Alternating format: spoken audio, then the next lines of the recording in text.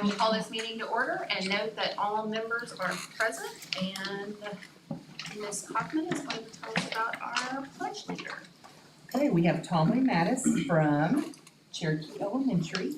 She's in the 3rd grade, Ms. Palmer's class, her mom and dad, not her husband. Sorry, Dad. Larry and Terry Mattis. Tommy loves sports. She plays basketball. She has played soccer for 4 years and is currently on a WSA traveling team. Wow.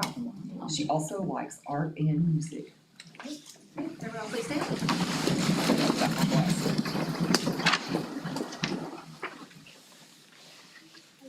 Allegiance to the flag of the United States of America and to the republic for which it stands, one nation, under God, indivisible, with liberty and justice for all. I have a few things for me.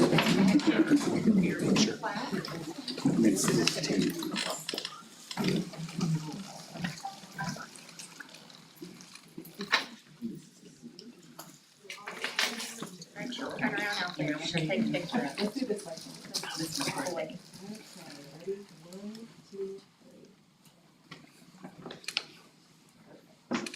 Thank you.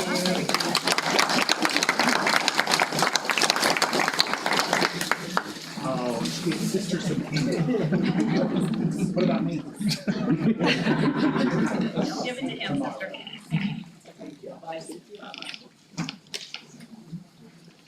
Alright, item B1, Tiger Joy or secondary choir. So Holly had an important practice tonight, so I'm Holly. I'm not quite as cute. But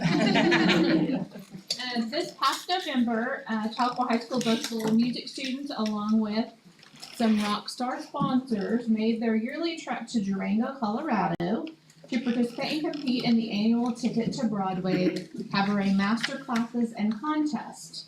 This contest is by invitation only. Participants come from across the nation. We are so honored every year to be invited back and have had several of our students chosen as winners. Past winners from Tahlequah High School are Lyric Peterson in 2016, Josie Foster in 2019, Caitlin Myers in 2021, and this year we brought home another winner. Lincoln Johnson was selected as, and he will be singing this fall on Broadway in New York City. Wow. More specifically, Lincoln will be performing in the gorgeous Rose Hall at Jazz at Lincoln Center on Broadway. Our entire vocal team was extremely well prepared and gave outstanding performances. THS vocal music team members are all to be congratulated on their outstanding performances. So here's a list of the kids that competed: Lincoln Johnson, Sadie Foster, Ava Jones, Emily McDonald, Matt Cantero, Ethan Sisk, Nolan Wright, McKenna Hood, Ella Emberton, Reese Howard, and Lily Castro. Many thanks to Paul Martin and our transportation department for the wonderful rides, and Brad Jones and Trico Blue for driving all the miles, plus keeping our kids safe and happy.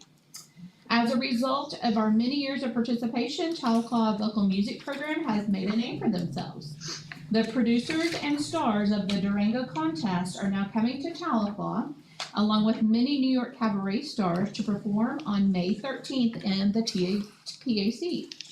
Mark your calendars and stay tuned for more exciting information on the New York City cabaret class.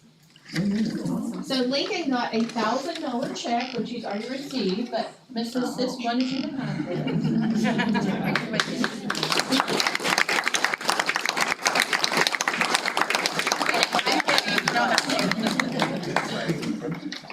Don't look at mom. We will look at mom too. Here we go, here we go. Great. Okay, let's look at mom too.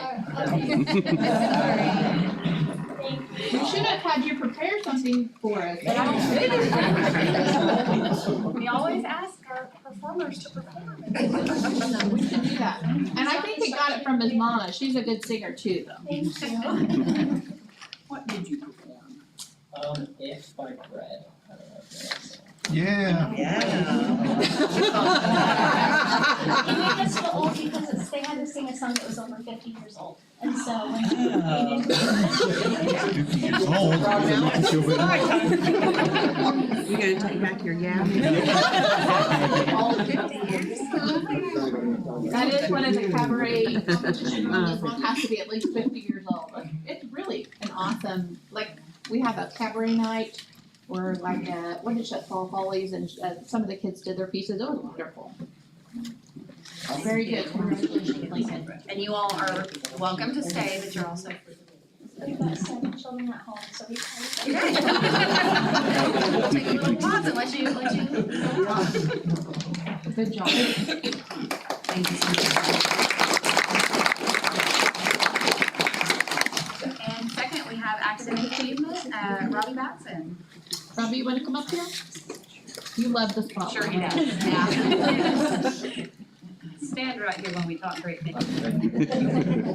So Robert Batson is the son of Shauna and Robert Batson. And he is a National Merit Scholarship recipient. He was chosen based on his prelim scores on the PSAT to become a finalist. The student and their school must submit a detailed scholarship application. Only 15,000 students across the nation are finalists. Smaller amount that are receive this award, and we are proud that Robert is representing Telco High School in such an exemplary manner. Merit Scholar designees are selected on the basis of their skills, accomplishments, and potential for success in rigorous college studies. Robert is still in the competition to receive a $2,500 scholarship in this endeavor. Robbie was also selected as an Oklahoma All-State, academic All-Stater. Only 100 students that are seniors are selected across Oklahoma each year. This year's recipient scored an average of 33 on the ACT. However, Robbie helped this average because tell them what you got on your ACT. I got a 36 on ACT. Perfect. I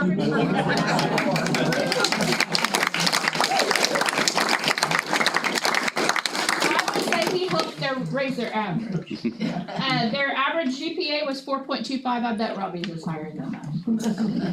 He will receive a $1,500 merit-based scholarship, honor cord, and a medallion, and he will be recognized at an awards assembly on Saturday, May 20th, if he's still awake from the all-night party, at the Cox Convention Center in Tulsa. We are very proud of Robert and his many accolades. Congratulations.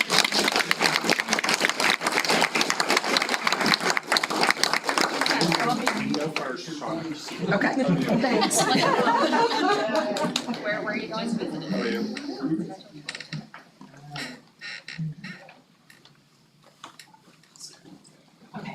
Oh, good. You in there.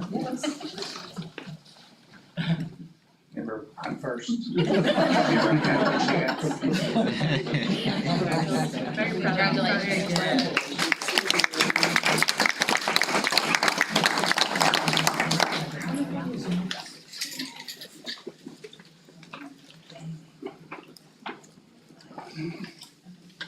Any public to be heard? Item D, discussion of vote to approve or not approve the minutes from the previous meeting, February 21st, 2023, and special meeting, March 9th, 2023. Do I have a motion? I'll make a motion. I'll second. Any discussion? Ms. Walker? Aye. Dr. Iversol? Aye. Ms. Kaufman? Aye. Ms. Crawford? Aye. And aye. Item E, Deputy Treasurer Report and discussion of vote to approve or not approve monthly financials. Good evening, everyone. I'm gonna start with our bank balance as of February 28th, $13,471,219.79. Receipts for the month of February into the general fund were $4,924,862. You can find that on page 6. Into the building fund, $439,219.30. You can find that on page 8. The co-op fund, $500, that is on page 7. In the sinking fund, $989,129.27. You can find that on page 10. So the general fund total bank balance at the end of February was $8,878,719.25. Building fund, $1,881,600.81. Bond fund, $535,597.15. And the sinking fund was $2,255,238.59. Activity accounts for the end of February was $1,111,908.08. Then our utilities. The sewer and water went down from last February to this February, about $3,700. Electric actually went up again, $11,000, and gas went down $6,000.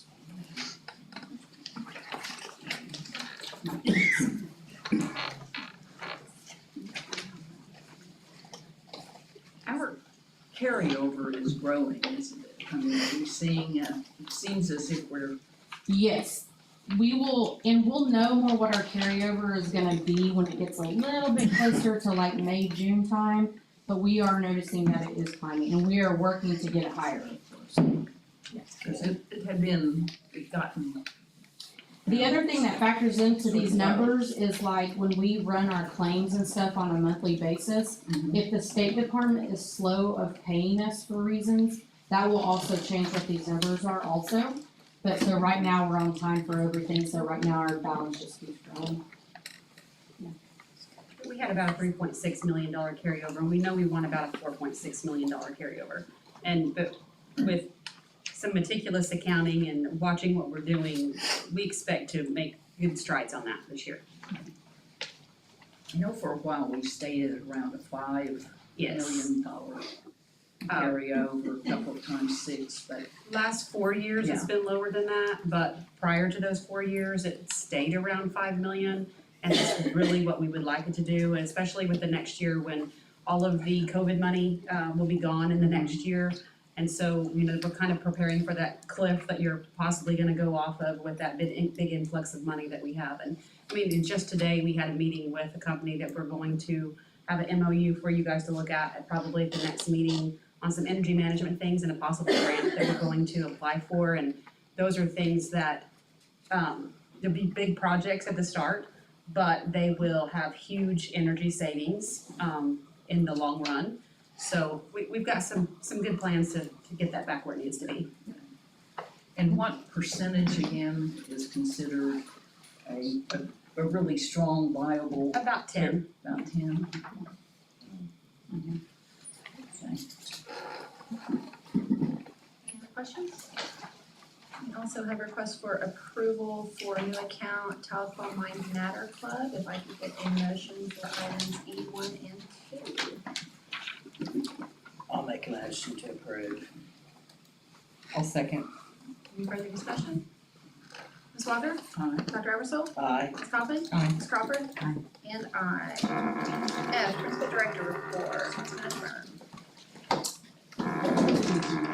How is everyone tonight? I have a small report. I lead the District Wellness Committee. And through that, each year we meet at least 4 times. We meet with TSET, other outside people, and different representatives from the sites. We look at things like our lunch menu, like for example, pre-K brought up, are these good choices for pre-K kids? They've got to be pre-K friendly food, finger food, things that they really like. And they had some strides with that. They said, hey, how can they eat? They don't have, I think it was forks or something, spoons, I can't remember what they brought up. I have sport. So they got them the sporks or whatever. These little recommendations all along. We do district health challenges. We had free yoga for people during the pandemic. These are all the types of things that this committee talks and discusses. In this partnership with TSET, our local TSET, the state level TSET has it's called YALL. It's a Youth Action Health Leadership Group. And so Tahlequah Keys, actually, Cherokee County reached out. We have Alex, and his name is Alex Hanfinger. He is over the TSET youth, it's called Elevate Student Health. And we had 2 of our students, Ariana Santana and Autumn Edwards. And as part of a project, they asked if they could look at our wellness policy, which you all have approved in the past, and take that and make sure that it was in good compliance with state and federal guidelines and TSET suggestions.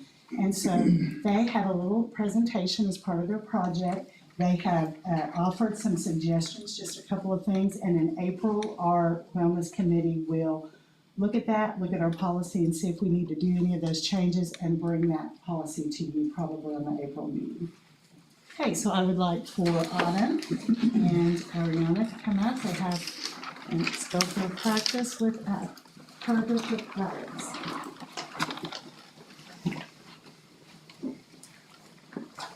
Hello, my name is Autumn Edwards and I am a senior here at Tahlequah High School. Hi, my name is Ariana Santana and I'm a junior at the high school. And we are members of Youth Action for Health Leadership, or YALL, a student organization helping towards a healthier Oklahoma. YALL is funded by the Tobacco Settlement Endowment Trust, or TSET. We are lucky enough to have great local TSET HLP guarantee here in Tahlequah that we get to work with.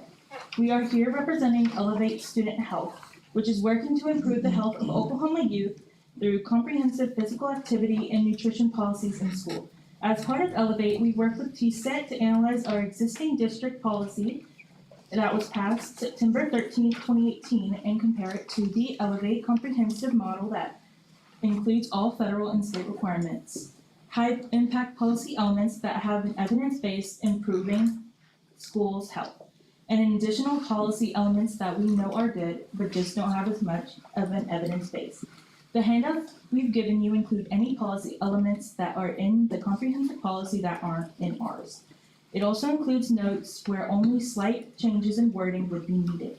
The great news is that we already have a really wonderful policy that includes most of the elements on the comprehensive policy, but there's always room for improvement, which we'll review now. We presented these recommendations to the Wellness Committee at their February 1st meeting, and they are taking them under consideration to recommend you at a future meeting.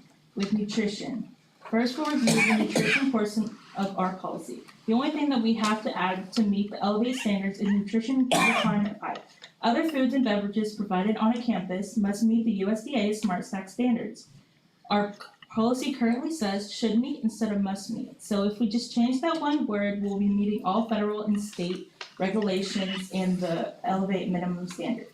As far as nutrition, high impact policy elements, there are 4 that we could add. They talk about offering alternative breakfast models like breakfast in the classroom, only having fundraisers that feature non-food or healthy foods, requiring after-school concession stands and fundraisers to meet USDA Smart Stack standards, and incorporating local foods into the school meal program. For the fundraisers and concession stands 1, it would just be a slight word change from encouraged to apply to must comply. Now the impact of that, having the after-school programs having non-snack standards, could mean to the ever-rising level of childhood obesity standards. And they've gone up in the past few years due to children not having the adequate amount of healthy food. For the nutrition, additional elements that there's 3 we could add. They talk about exemptions on celebrations that have to meet Smart Stack standards, multi-component school-based health interventions, and having Smart Stack standards at staff meetings and gatherings. For the staff meeting 1, it would just be a slight word change from will encourage to serve only. Alright, if you haven't already, you can flip your pages over and we'll talk about the physical activity portion. So the great news is that we are already meeting all federal and state requirements for physical activity currently. But there are 2 policies that we could add in that would just make it an even better environment around physical activity in our schools.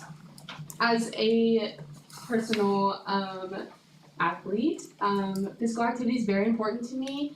And I love seeing it in my friends that do sports as well, kids that do things outside of school. It's very nice to see young adults getting up and moving around. So the 2 high impact policy elements that we're talking about talk about requiring schools to hold recess before lunch and supporting teachers and helping encourage them to have physically active classrooms. For the schools before recess one, it would just be a slight word change from encourage to require in that policy. This can help students make sure they're being active in class, keep them focused. It is proven in multiple studies that being active increases focus and understanding around different things, and it creates just a healthier and happier teenager. For additional policy elements, there are 2 that we could add. They talk about curriculum updates and some multi-component school-based health interventions that would account for both physical activity and the nutrition policies. In review, the only change we have to make to meet, elevate, and federal and state requirements is the slight change in the nutritional requirement number 5 that she mentioned. It was just that small change from should meet to must meet, but we encourage you all to make as many of these changes as possible because in reality, it's just helping us have an even better and healthier lifestyle in our schools and our community. The Wellness Committee is currently taking these under consideration, and we really hope they decide to pick a few to imply, and we hope that you all choose a few as well. We want to thank you so much for your time and support and your commitment to improving the health of youth like us. We're happy to take any questions, and we have our y'all advisor Alex here to answer any questions that we need. I have a question. Is the recommendation for recess before lunch, is that to move recesses before lunch or to do something before and after? Do you know? So right now, this one specifically is talking more about having it before, just to make sure that kids are getting it in. I know that it's also talking a little bit about encouraging more of it in like the middle school and the high school, and that way it's not just for the younger kids. Again, just helping those students reach the recommended 60 minutes a day for teenagers and young adolescents to get that in. I think so, that's correct, right? Yeah, I thought so. Good job. Any other questions? All right, thank you, ladies. Thank you.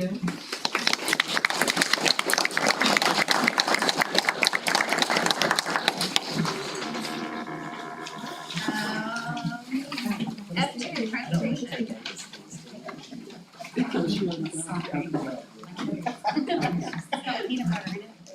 Yeah, we have recess up here. They have peanut butter protein. That's exactly what I chose. Let's take a break and all Recommendation. run around the building real quick. My name is Paul Martin, I'm the Director of Transportation at Mexico Board, this is my 4th school year here at TPS. Since Lincoln didn't take the opportunity, I'd like to start with my favorite Broadway selection. Yes. I'm not gonna do that to you. I love my job, I really enjoy what we're doing up there. We're really excited about steps we've made to make things more safe and to make a better, positive environment in our department, things like that. I enjoy helping families get their kids to school. Parents have all different schedules, they have to work, they have school, stuff like that, and it's good to know that we're helping them accomplish their goals also. Also the extracurricular activities, the things we get to be involved with, making sure they get to their activities. That's, to me, that's extremely important. I've got a daughter in middle school at 8th grade.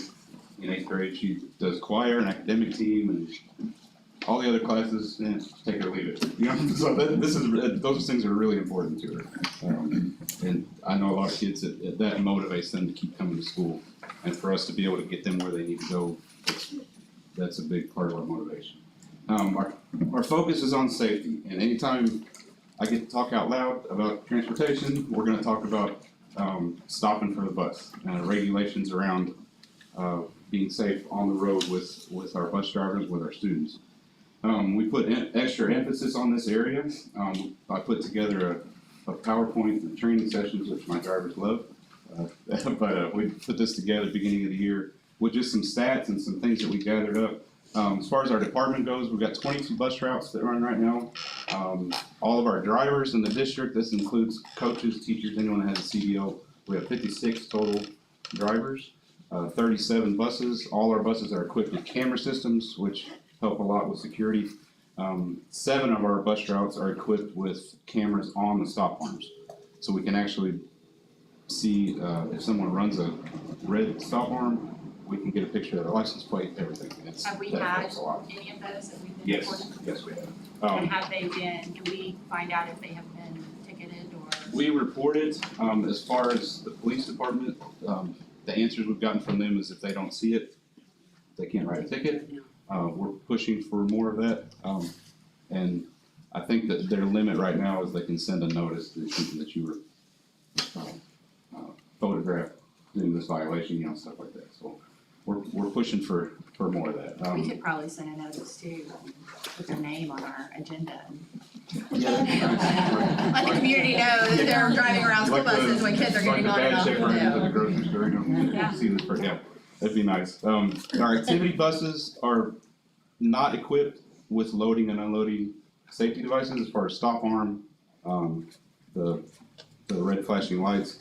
So on activities, we have to have extra emphasis on safety with our coaches and people that drive field trips and stuff like that. So we've done a lot of that this year. As far as laws, our traffic laws, I won't read everything, but there's stiff penalties if someone is caught doing this. The minimum $249 fine, revocation of their license up to a year, 4 points on your driving record. So it's a serious offense, and if we'd like people to know this, the motivation should be to not harm someone, but hopefully this gets their attention also. And it's just some details about rules as far as 10 feet back. You're not allowed to move until the red warning lights are deactivated or the bus driver gives you clearance, stuff like that. We've got a couple of diagrams to show that. I don't know if everyone knows this. Most of our incidents that happen on that left lane there. When somebody come in the opposite direction, they don't think they have to stop. You do have to stop. On the next slide, it shows examples of when you're required to stop. Even if there's a median, if it's just painted lines, you still have to stop. Example of that is, I think it's 4th Street that has that. There's a median there, but it's just divided by lines. You still have to stop if you're coming from the other direction. The only time you do not is if it's paved or if there's a grass barrier or something like that in between. And that's just to kind of we get this information out any chance we get, just so people know what's going on. School guidelines, there's the same traffic rules apply. If you are dropping off a student, if you're coming through a parking lot, you still have to obey the same rules you would on the street as far as buses goes. We have some zones at our school that are designated buses only from this time to that time, and we ask people to pay attention to those signs and obey the traffic laws. All right, next one. Okay, so we gathered some information last year just through reporting and through interviewing our drivers. We had a total number of violations of 152 last year. That's people that have driven through a red stop sign on a bus. Average number, if you average that out per route, it's about 7 per route. Our route with the highest number of violations was Route 25, which is a special needs route with a wheelchair lift and big signs that have a handicap. They had the most number of violations, which shows you how people's mindset on the road. I'm trying to be kind here, but it shows you getting someplace 30 seconds earlier is not worth zooming around a bus. We had 20 plus violations occur on school property. The good thing about that is our SROs, which are fantastic, a good group of guys, they really help us with that.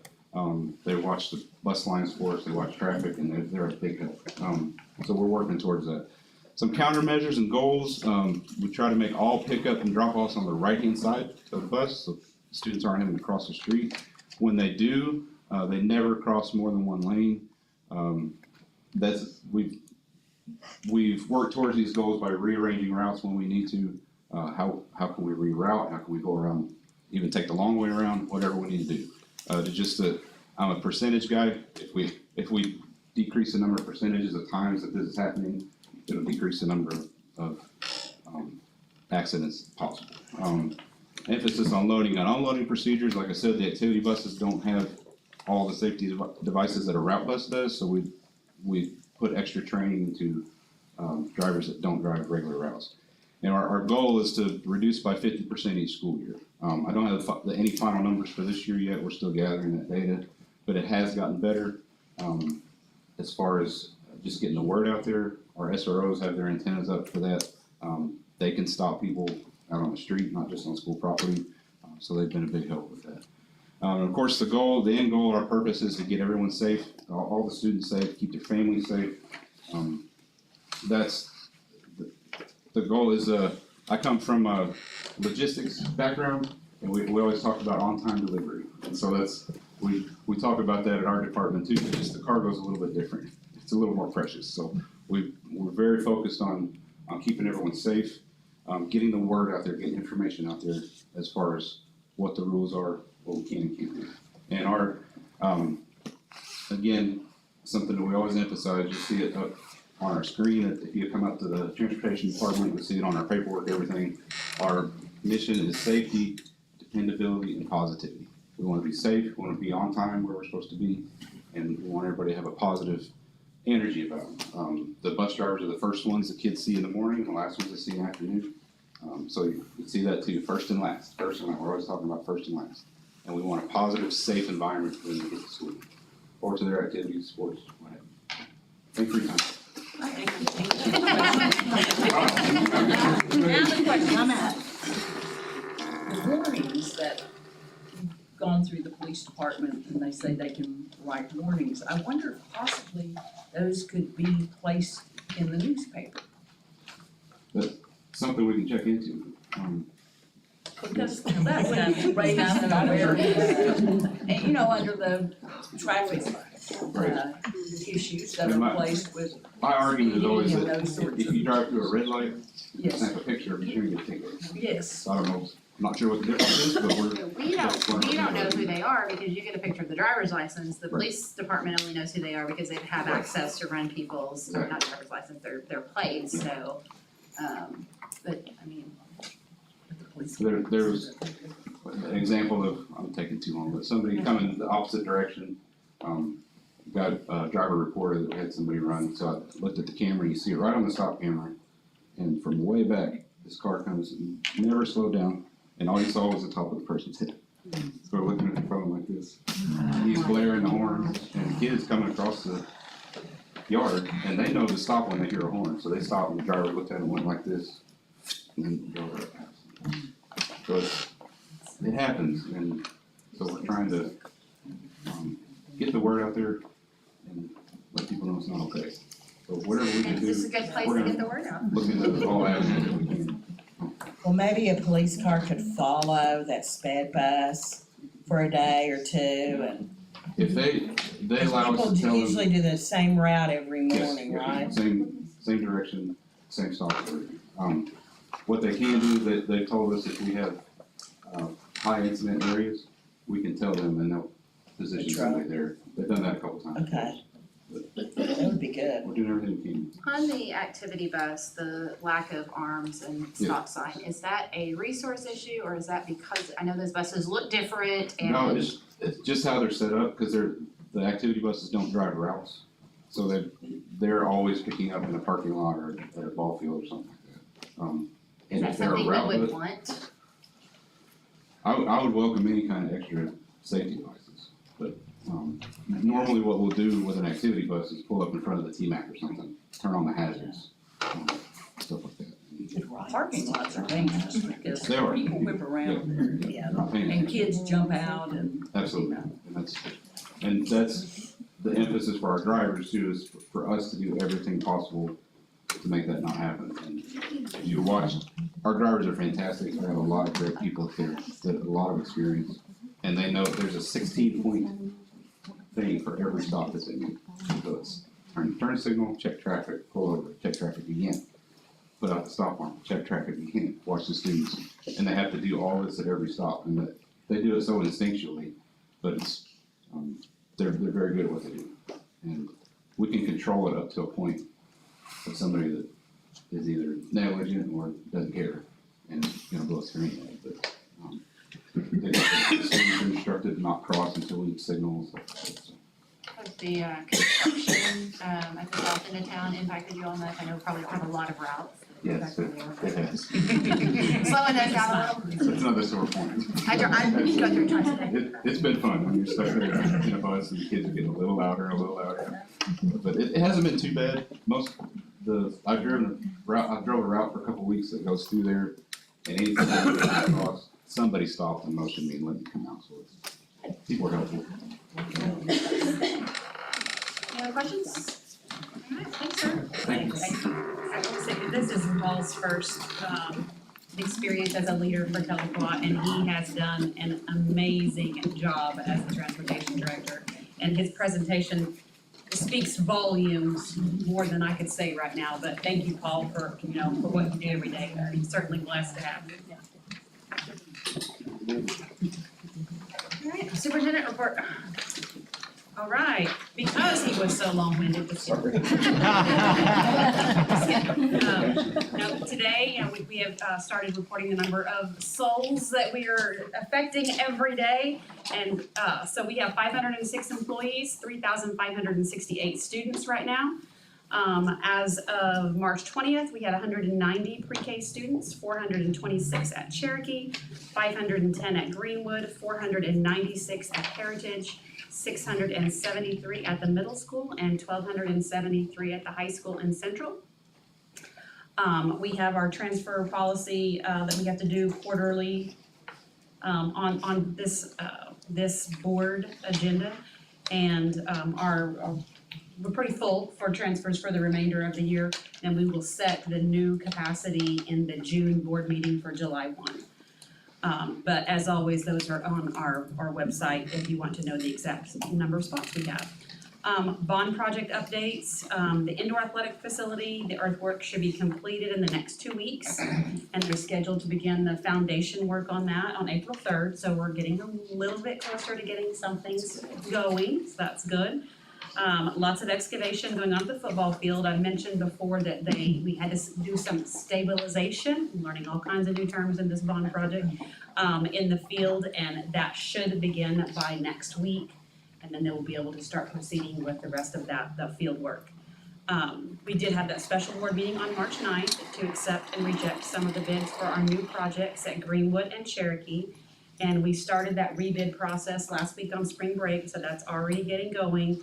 We're rebidding excavation, site utilities, HVAC, and plumbing. We had a couple things on excavation and site utilities that just weren't worded correctly, and at no fault of ours, I will say. But those will be redone, and HVAC and plumbing, quite frankly, just came in way more than was projected or affordable. So we're going back to the drawing board on that. Pre-mobilization work is in progress with the things that were accepted, and they're gonna begin to work on each of those sites as soon as school's out. So, we'll get the babies out, we'll get the construction people in, and we'll get going on those projects. As soon as we know what the real costs are, the actual costs on all of these projects that we'll be doing on the bond, we will start looking at those small projects. There was a little bit of money, well, there was a pretty good chunk of money, because Ashlock was thoughtful enough to do that, but unfortunately with the costs of, now, a lot of that has been eaten up with the big projects. But there will be some, and then so we'll start looking district-wide at what we need to do with that. We'll do some of that with bond money. We have been working on growing fund balancing, building fund, and those kind of things, and so we'll make sure that everything that needs to be touched is, and if we can't do it now, we'll make a plan to make that happen. Last thing I wanted to talk about today was robotics, and we have a great robotics program.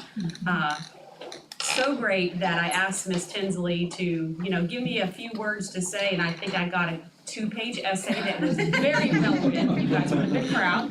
And I said, this is way too much for one time. So they're actually gonna come back in May after they finish their last competition and give us a little bit of information about, what they have accomplished this year and bring some students.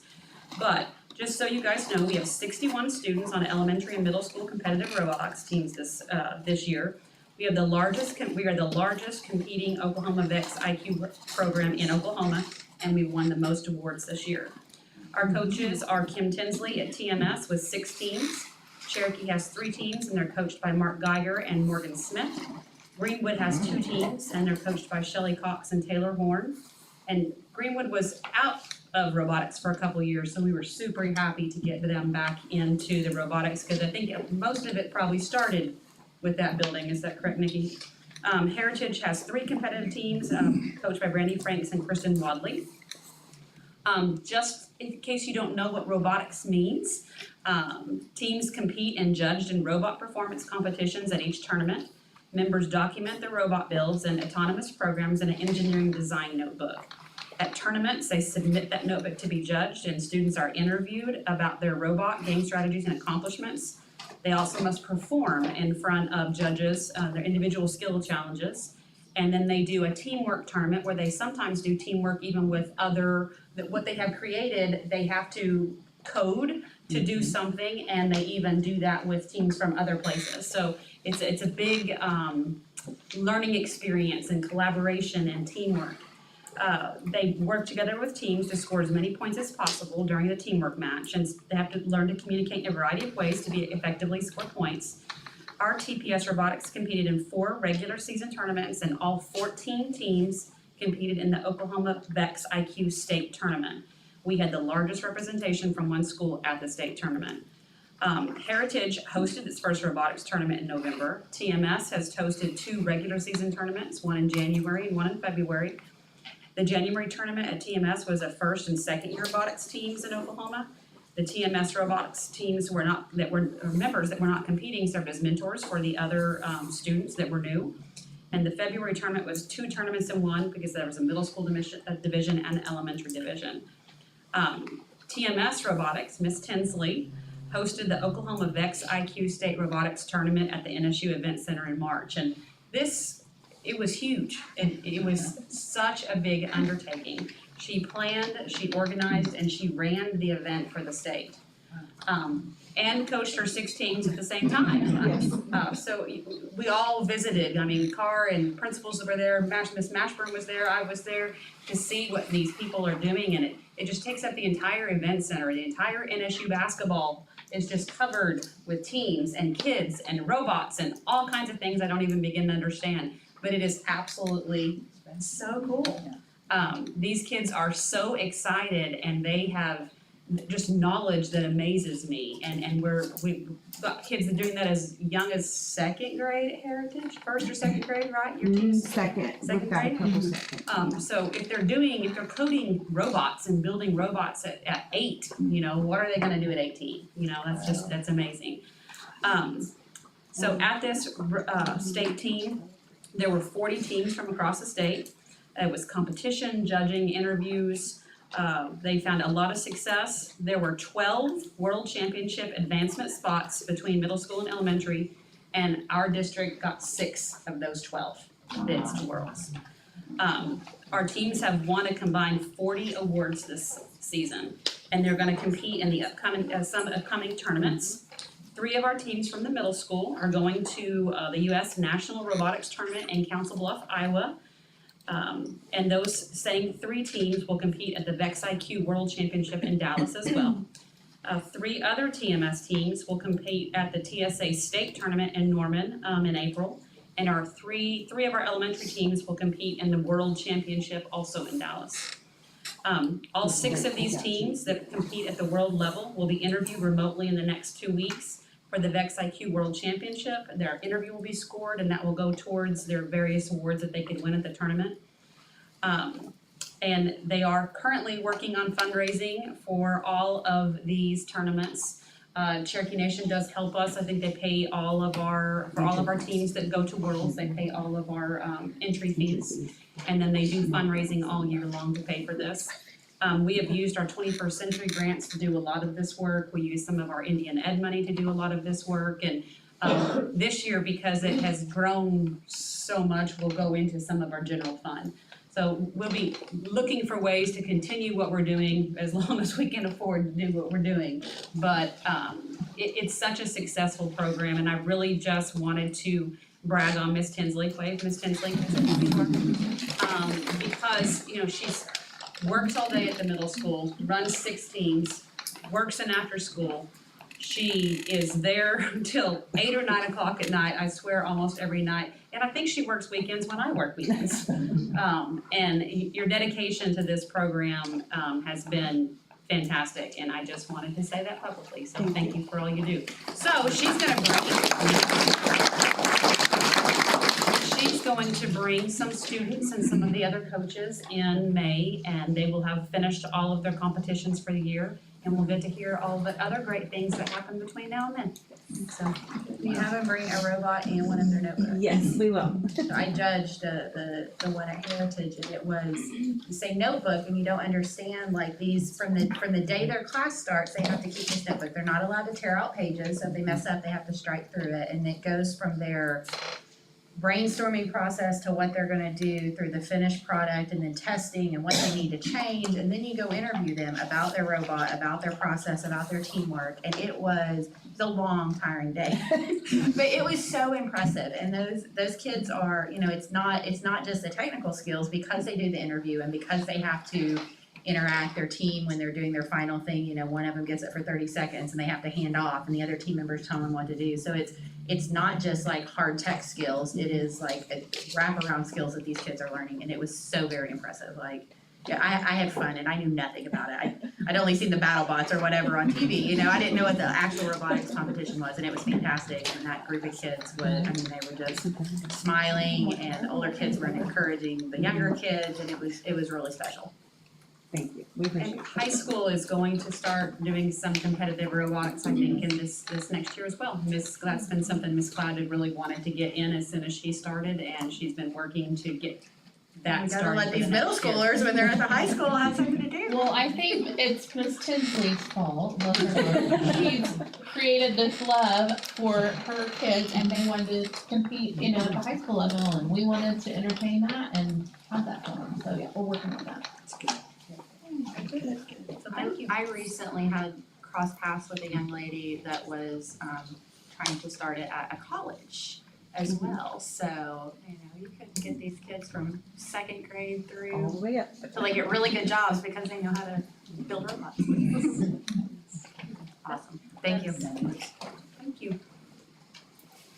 Any questions, comments? All right, on item H, I'm gonna make a motion, take a second, and then we will have a discussion here. Item H, discussion and possible action to vote to approve or not approve the certificate of Tanya Jones is appointed as the delegate of authority on behalf of Taupo School District I-35 to negotiate an agreement with the city of Taupo to extend Beth Harrington Drive at Cherokee Elementary. And we have City Councilor Trey Ratliff here to talk to us about this. Good evening, thank you guys for having me. Trey Ratliff, City Council, here in Tahlequah. I also have 2 kids at Cherokee currently, and one that'll be there in a year or 2. This is kind of a refresher course. Some of you probably don't remember, but I had conversations with Mrs. Jones and our street department, city planner, city administrator, mayor, etc. This item has been presented to you in the past. And so apparently, and just to kind of give you some context of the discussion of what this is, Beth Harrington Drive is on the west side of Cherokee. And so it runs, it's a north and south street, it's a one-way street. Part of it is used for parking for the teachers and the faculty. And the rest of it basically log jams on Going Snake. So as it turns and heads, I guess that would be west on Going Snake, it really creates a log jam at the intersection of Oklahoma, where Oklahoma comes from El Zarape and comes through all the way to the intramural fields and NSU's softball and soccer complex, and down Going Snake. And so, as a parent and as a concerned citizen, and also as a city councilor, I think it's important that we try to shine some light back on this issue. Even this morning, for example, rainy days really pose an issue. Mostly, as Paul mentioned earlier, safety of these students is and for most of us is a primary concern. Oklahoma Street, if you are heading from NSU, intramural fields, softball fields, heading, I guess that would be south, that's really kind of a blind hill. And so if you hit it and you're going too fast and you're a college kid that's, headed to Brahms or to go get a donut or whatever, and you come over the hill too fast, you automatically hit 5 or 6 cars on a busy morning that are waiting their turn, because it's not a typical 4-way stop. Going Snake is a through street, and so these others take turns as they politely look at each other and then kind of inch their way into the intersection. Well, they're not going to wait on that, so they start to pass, and go through the intersection and cut through the intersection in the same way with those trying to get to class or to work as they're going north. Part of the reason that I think this is on Tanya's desk and not a city issue is part of the problem for a city typically, when you're trying to create a street or create something, is the property acquisition, the piece that it takes to get to where you're wanting to go. And you know, with the bureaucracy of city government, it can take years. And so the advantage that I think that you guys are in is you already own the property. And if you rewind 10 or 15 years ago, when this initially had come up, I think it kind of died without action for a couple of different reasons. One, because there's nine residents that live on what's called Butler Street. And so if you don't know Butler Street, if you're on Cedar, you're going north and south on Cedar, there's a dead-end street that's Butler Street that's on the north side of the playground of Cherokee Elementary. 9 houses on that street. To my understanding, there are 6 of those houses that are now rental properties, and only 3 of those are primary residents. I think the issue really was, and I'm speculating that the city's street commissioner at the time also lived on Butler Street. And so I think, you know, so like I said, that's speculation. I believe, in my mind, I think we need to take priority of what's the safety of the kids and the parents and those that are trying to get to school. I personally, I'm not a civic engineer, but I think a one-way street coming off of Butler, if you're heading west on Butler that turns, you know, into a one-way street going through what is now the playground, it could potentially merge with the Going Snake traffic where you have 2 lanes of drop off and maybe create a raised curve in the middle, because those teachers that are out there helping kids get out of the cars in the morning are also standing in a puddle. So I think that some of that parking could possibly be moved a little bit further to the north, and those parents and faculty could be there assisting those kids on a raised out of the water, and then have 2 lanes of entry. Like I said, I'm not a civil engineer. I did measure it on Google Earth. There's 1,155 linear feet from Going Street intersection all the way back to Cedar Street. So you can do the math, depending on if you want to give, 30 feet per car. If you stack them up, 50, 60 cars can probably fit in there, which I think is probably going to alleviate a lot of that log jam. As far as numbers and as far as cost, I really don't have any forecast of what that would entail.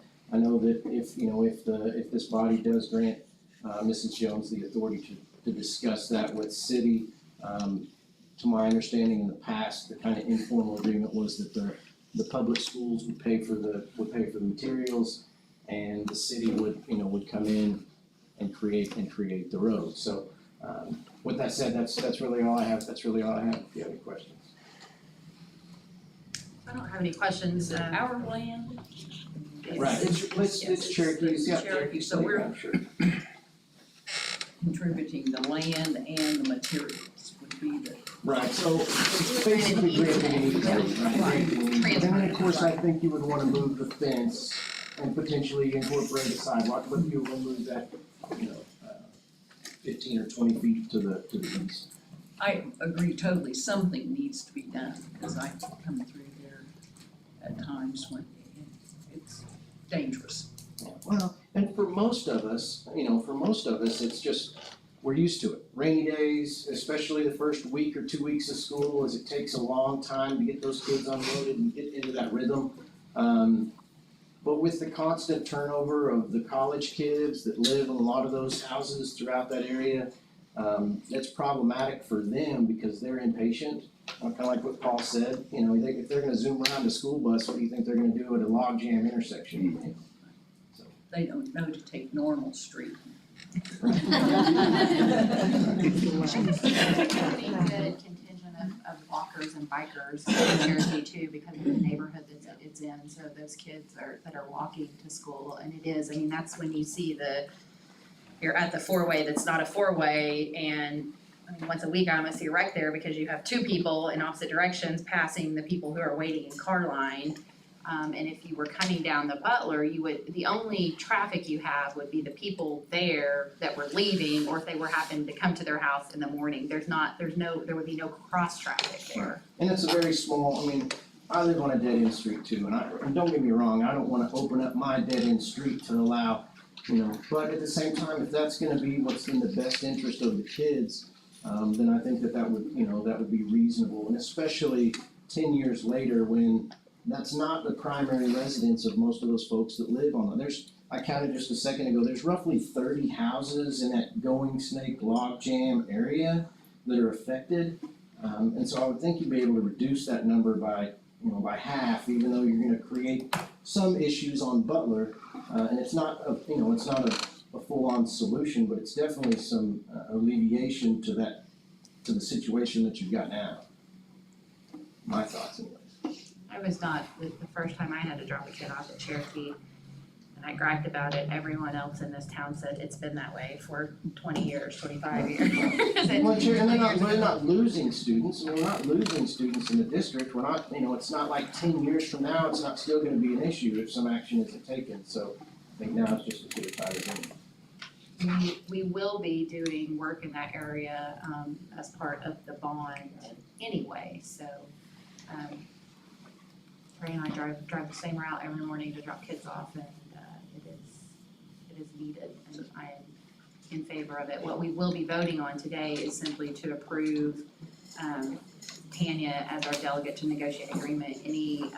Obviously any expenditure of funds, any easement, would have to come back to this body for approval, but it allows her to start talking to who she needs to talk to and figure out what the cost would be, what a timeline would be, and I think that for any handful of folks who may be affected at their residence, we will have dozens and dozens of parents and staff and faculty at Cherokee who welcome a change there, because it is, and I don't know, it seems to be increasingly, and I don't know if it's because there's more traffic, I don't know if it's more college, more people living there, but just in the last couple of years, it seems like there's more non-car line traffic coming through that area, and again, it's also, people are polite, surprisingly, because there's not even a four-way stop. So the people on the cross street on Oklahoma, like in regular traffic flow, you wouldn't have to stop and let them in, and people do. I mean, it's a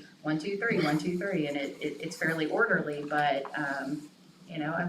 I've seen some folks get angry and pull out when they're not supposed to, and because there's not really a rule there because of how everyone has to get in, and I think it's a fantastic idea, and are there any more questions?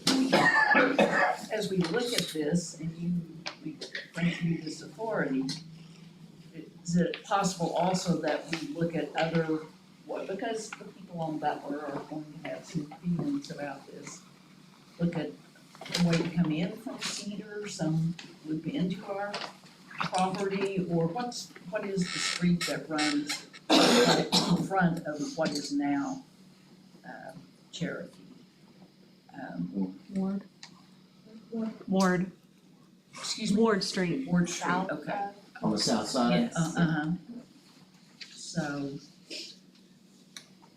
I'm just thinking that we're not bound to that specific plan, but we need to come up with something. I think just with Trey's help, getting the city at the table, just to discuss it is a good first start. When we talk about carryover and it needs to increase, 10 minutes ago, then it all will come down to money. We might have that car line with little cans out there getting points, to help pay for it, but, I think voting to do this so we can start having real conversations about it, we can come back and say, Definitely, I think we need are there other, conversations, other right. things that we could do, and what kind of money are we talking about? And I think with that said, I'm not ruling out the city having the capability to pay for it. I think that, it shows a good partnership, between the two, and of course, based upon what I know, we're projecting roughly a $2 million carryover on our street and sidewalk bond.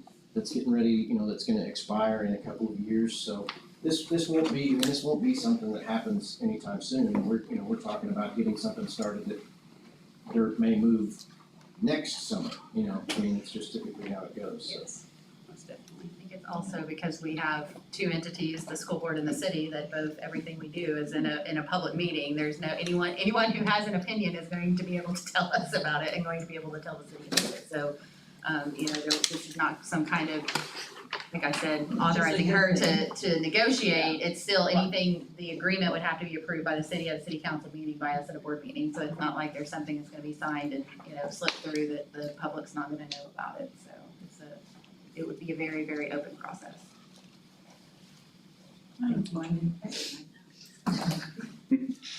Skylar can help us with that.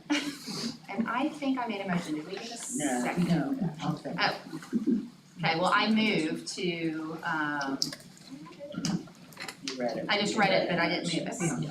I move to appoint Tina Jones, the delegate of authority on behalf of Tahlequah School District I-35 to negotiate an agreement with the city of Tahlequah to extend recreation drive at Cherokee Elementary.